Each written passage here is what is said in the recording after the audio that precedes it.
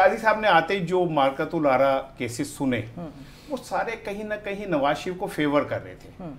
Practice and procedure bill को ले लें, इसलिए आप फैन हैं उनके? जी, और नैब का केस ले लें, अच्छा, ठीक है ना, या वो केसेस थे जो उनकी जात से जुड़े हुए थे, ठीक है ना, अब तक उन्होंने वो सुने।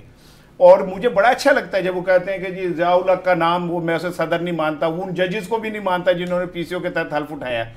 तो मैं हैरान हूं कि वो पंजाब हुकूमत और केपी के हुकूमत को कैसे मान रहे हैं जो गहरा ही नहीं है। मेरा ख्याल है उनका ध्यान उस तरफ नहीं जा रहा। बड़े लोग हैं, ऊंचियां शाना वाले थे, पुठे ध्यान वाले, हो सकता है उनका ध्यान ना जा रहा हो कि ये जो हुकूमतें हैं ये कौन सी आईनी है, हमारे शो से आज चला, ठीक है ना। तो मेरा ख्याल है कि उनको इस तरफ भी तवज्जो देनी चाहिए। और अब आप जो बात कह रही हैं, देखें बात यह है कि वक्त करता है परवरिश बरसों, हादसा एकदम नहीं होता ना।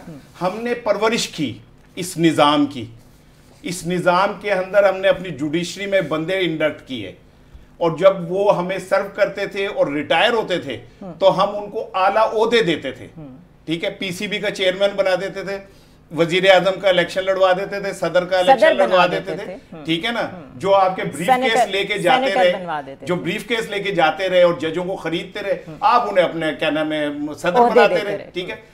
जब आप जुडिशरी को इस सतह पे आलूदा कर देंगे तो फिर आपका गुस्सा बनता है जुनेरा साहब। जब आपको आदत हो गई कि जज हमारी मर्जी के वक्त वो पूछते पाए ना 8 साल सजा देती है बेनजीर कहते हो तो बता देने, ठीक है।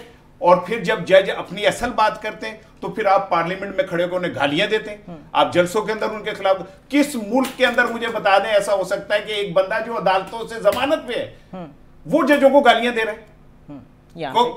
कौन सा एक ऐसा मुल्क है?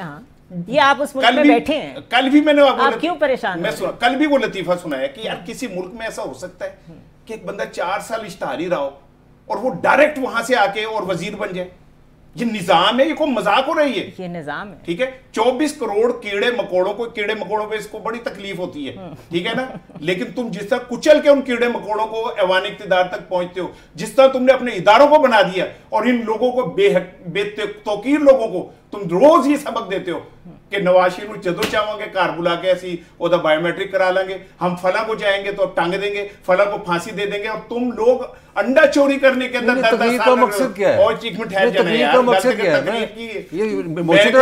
और मैं कौन सा पैसे दे के लोगों को तकरीर की दरकार मैं बात करूं, मैंने कौन सा जन्नत के टिकट बांटे कि मोची दरवाजा नहीं यार, बात करो। मैंने कौन सा पीछे स्टेज के पीछे कबूतर उड़वाए? यार तो हद हो गई, स्टेज के पीछे से कबूतर उड़वाते हो तुम, और फिर जब हाथ पे बैठता है तो फिर कैमरे वाले को कहते हो आपने अचानक हमारे तरफ देखना है और हमने हैरानगी का सबूत देना है कि है ऊपर से कबूतर उतर है, अल्लाह की रहमत आ गई।